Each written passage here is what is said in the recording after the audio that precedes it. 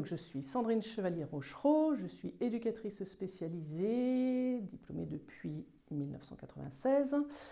J'ai exercé 25 ans dans le champ de la protection de l'enfance sur le département du Loir-et-Cher, dans une association départementale. Je suis en cours d'installation libérale depuis le mois de juillet et mon activité commence vraiment depuis janvier 2023.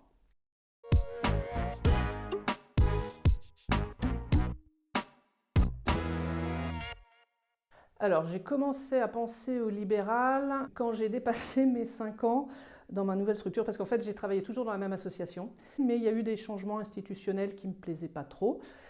J'ai eu l'opportunité de participer à la création d'un nouveau service, donc je suis restée encore quelques années. Et puis, dans ce nouveau service, je me suis trouvée confrontée à des positions institutionnelles sur lesquelles je ne me retrouvais pas du tout. Et donc, je me disais que je n'allais pas rester de toute façon longtemps dans ce domaine-là. Ça fait une dizaine d'années que je réfléchissais à ce que je pouvais faire d'autre que l'institution. J'ai fait des rencontres de collègues qui étaient un peu sur la même idée. On a créé une association, après ça ne me correspondait pas. Et puis finalement, j'ai rencontré des éducateurs en libéraux, je me suis questionnée un petit peu sur la formation, la création d'entreprises. Et puis voilà, ça s'est fait petit à petit avec la rencontre avec Humacitia. Et puis du coup, voilà, trouver un écosystème dans lequel je me retrouvais bien.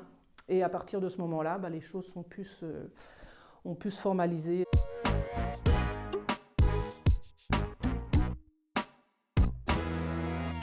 Alors, la création d'entreprise juillet 2022 et mon activité vraiment avec des clients depuis janvier 2023 où j'ai eu mes premiers clients.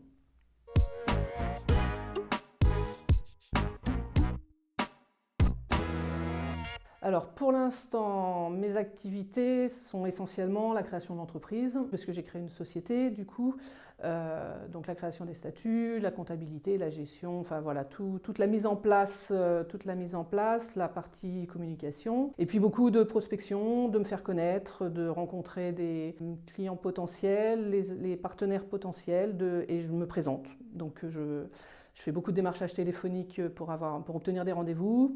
Donc c'est beaucoup de temps comme ça, non économique, mais dans la perspective effectivement de monter des actions collectives, puisque c'est mon objectif à terme, en parallèle de mes actions vers les particuliers.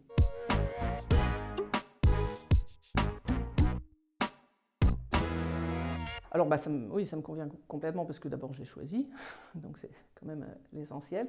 Et puis ça me permet d'être moi-même et de pouvoir faire ce que je souhaite et de vraiment m'adapter aux besoins des gens, puisqu'en fait c'est ça le cœur de mon travail, c'est-à-dire de pouvoir répondre aux demandes qui me sont formulées et de pouvoir effectivement m'adapter et de ne pas être dans des cases où à un moment donné, je ne peux pas aborder un sujet parce que ça ne fait pas partie de mon domaine, parce que ça ne fait pas partie de la commande, parce que voilà. C'est une liberté de choix et c'est surtout d'être en conformité avec qui je suis et ce que je veux faire. C'est surtout ça l'essentiel.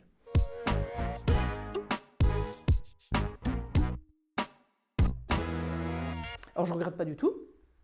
L'avenir, je ne sais pas. Je le vois dans le développement puisque là, pour l'instant, j'étais seule et j'ai une associée qui arrive. Je suis confiante parce que je sais qu'il y a des vrais besoins dans ce que je propose. Je suis assez sereine et puis je me dis que de toute façon, si ça ne marche pas, j'aurai la possibilité de faire autre chose. Voilà, mais il n'y a pas de raison que ça ne marche pas. Voilà. Donc, et comme je me donne les moyens que ça marche, je ne vois pas pourquoi ça ne marcherait pas.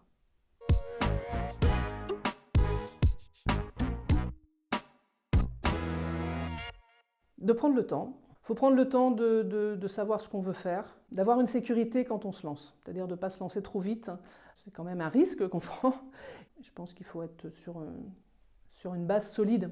Et une entreprise, si on veut que ça tienne, il faut que ce soit costaud. Je pense qu'il faut vraiment prendre le temps, de se faire aider, de ne pas rester tout seul, d'avoir une idée bien précise de ce qu'on veut, sachant que ce n'est pas celle-là qui va se faire forcément. Entre ce qu'on a imaginé au départ et là où on est, ce n'est pas du tout ça. S'autoriser tout ce qu'on a dans la tête en fait, c'est ne rien s'interdire.